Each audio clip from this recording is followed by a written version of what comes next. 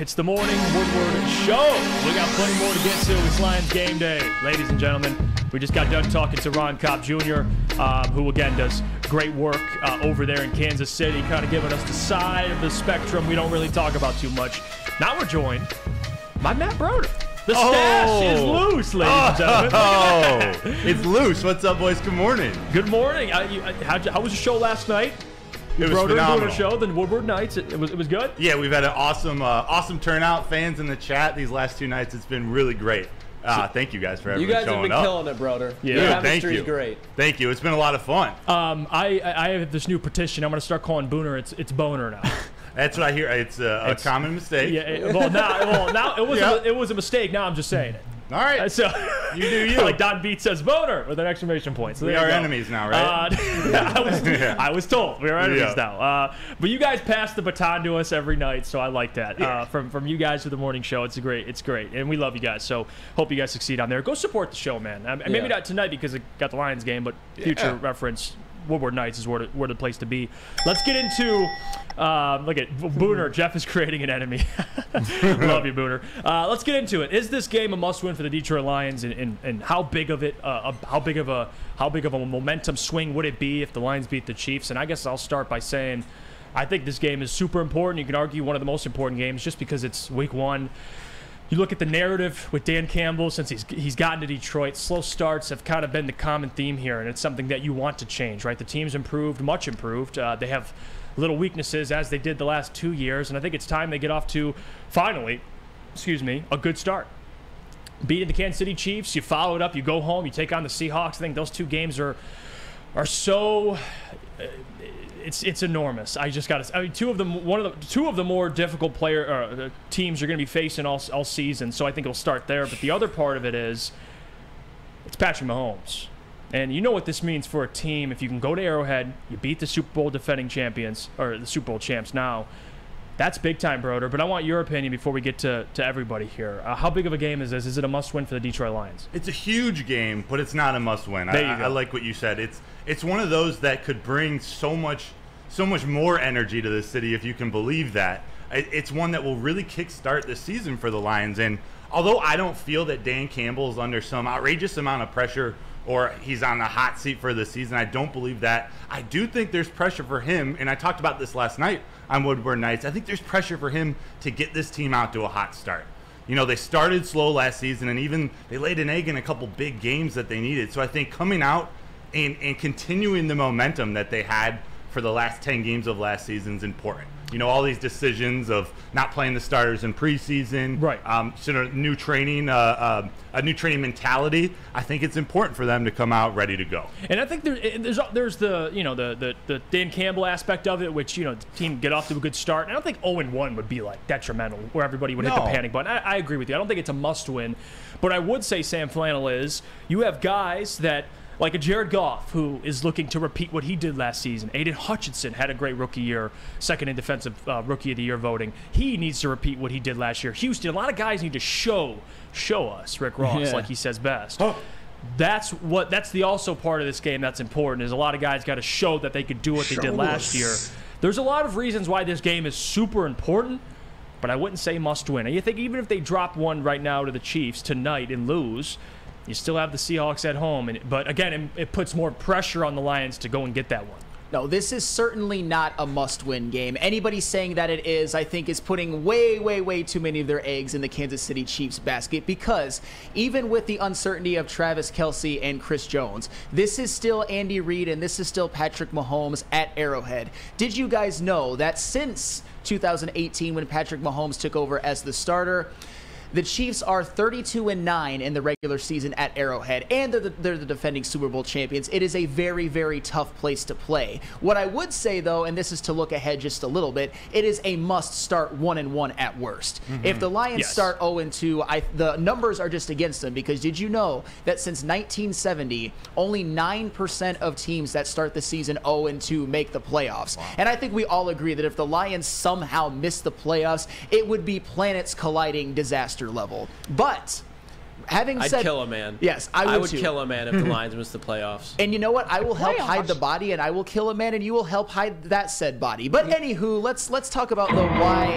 Grab their flannel and you got another one for the collection. Hey, the algorithm is not listening to this conversation. Yeah. You're most algorithm. Yeah. But here's the thing. I wouldn't say that it's a must-win, but I think with Travis Kelce and Chris Jones being at best hampered, at worst out, at least for Chiefs fans, I would say that there is some pressure on the Lions to go out and get this game. You will never find a game at Arrowhead, probably in the last 5 years or even maybe in the next couple, that is as winnable for any road team as this one is right here. Because I told you about that Andy Reid and Patrick Mahomes record in games at Arrowhead being 32-9. You know what most of those games had in common? A healthy Travis Kelce, a healthy Chris Jones, and for the majority, a healthy Tyreek Hill. And you may think to yourself, Kansas City looked just fine last year. They won the Super Bowl. Patrick Mahomes won MVP and Super Bowl MVP after Tyreek Hill had left.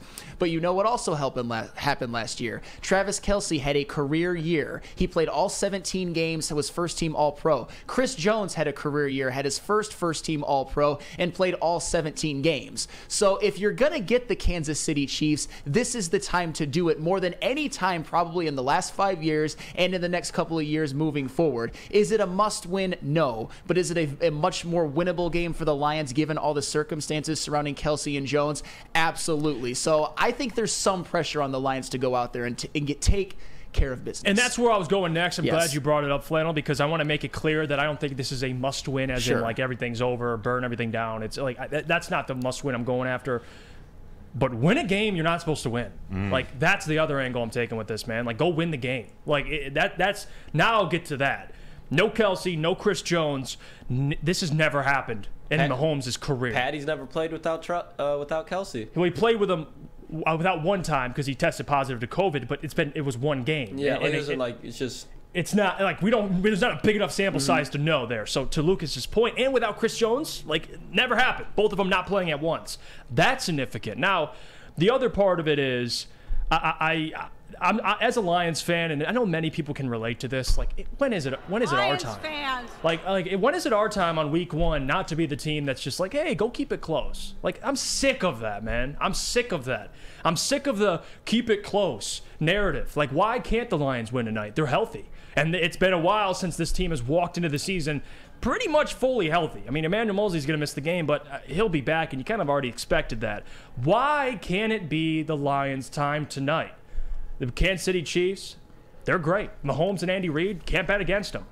But you know what helps? And that line kind of shows it when Kelce and Chris Jones are out. Yeah. It helps that line. And I already put in my bet, and you could see it tonight on the pregame show. I'll give you a little teaser of what I did. Don't know if it'll hit. Don't listen to me. But regardless, the Lions, and I'll throw it to you, Lucas, go win.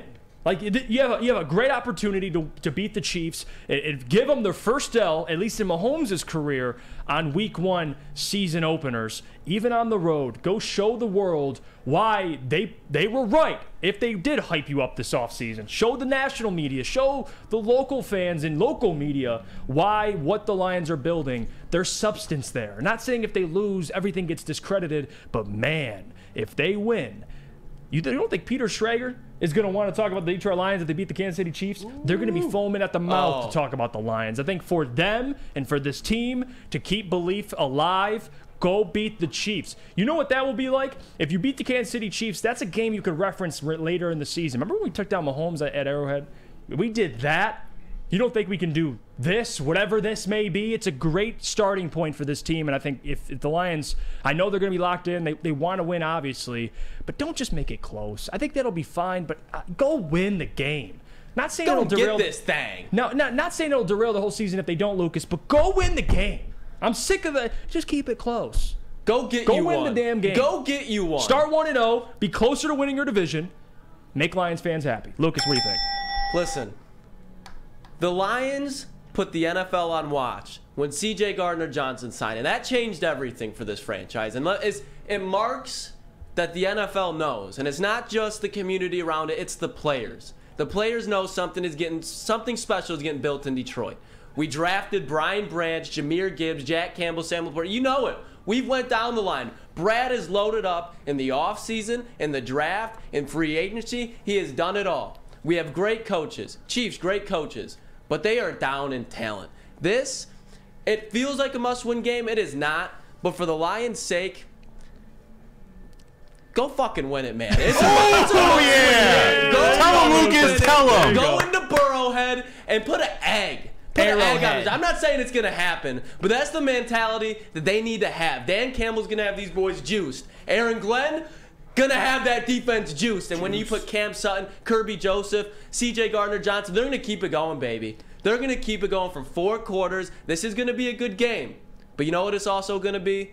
A Detroit Lions fucking W.